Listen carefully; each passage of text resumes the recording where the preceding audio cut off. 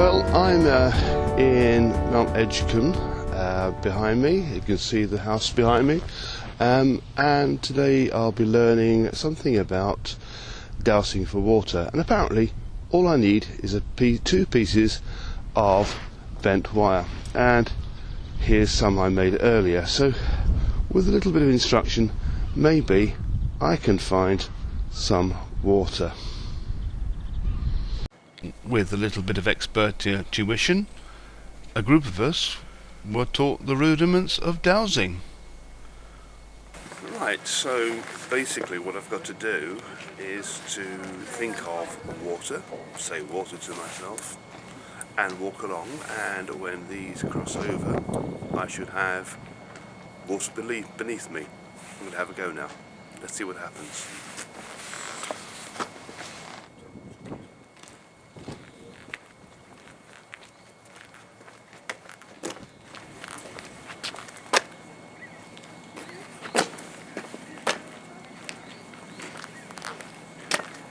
That is amazing.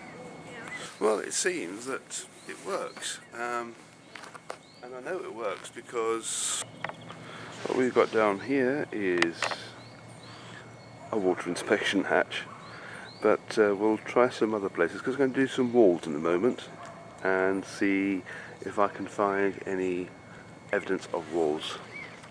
Well, I'm going to attempt dowsing a wall, and apparently that works as well.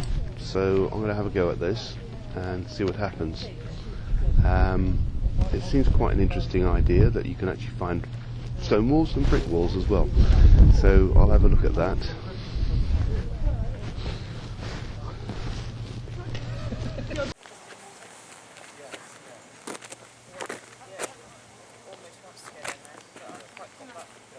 Yeah, that's a matter of practicing with that. Yeah,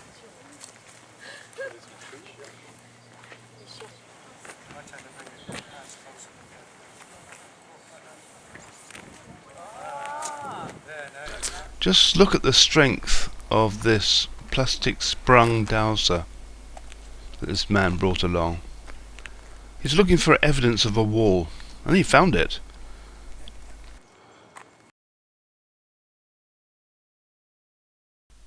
Walking from the house, we come to a bridge.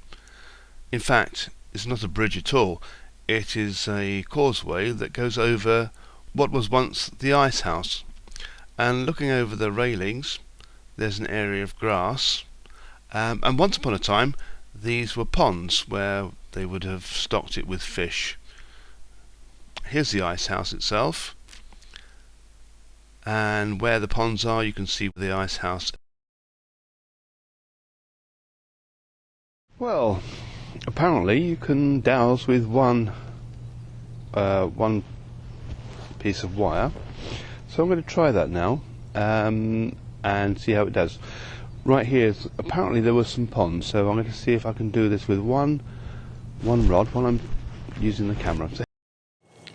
Right, here we go then. I've got my rod out in front of me. I'm going to walk across a part of what once was the pond. So we'll say water, imagine water in my mind. There's a pond, there's water down here. Let's see if it crosses over in front of my body when I get to the water a bit. And here we go.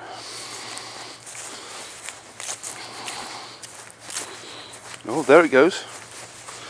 There it goes. We're still over the pond. We're still over the pond. We're still over the pond. We're still over the pond. And we're across the pond. Isn't that amazing? Okay, now around the edge of the pond there was a wall. And I'm going to walk across again and to see if I can see where the wall was. There's a wall at the beginning and a wall that bounded the edge of the water. So here we go. Off we go. Here we go. Wall. Think of wall. The wall around the edge. Imagine the wall. And all I've got to do is think about it, and we're going to try it again. Here we go. Wall, wall, wall, wall. There it is. And finished. Still walking across. Still walking across. Still walking across, looking about the wall. It must be here somewhere. And there it is. That's the wall, and it's finished. There we go. Isn't that incredible?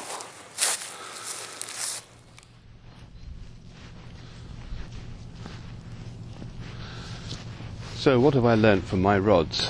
My 2 rods. I came here to Mount Edgecumbe to see if I can do some divining. It was very interesting. The rods, just made out of a couple of coat hangers, seemed to cross where there was water, where you could indicate where there was walls.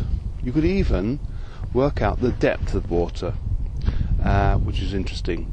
The most fascinating part of it all is we went down to near to the water's edge and found evidence of old buildings.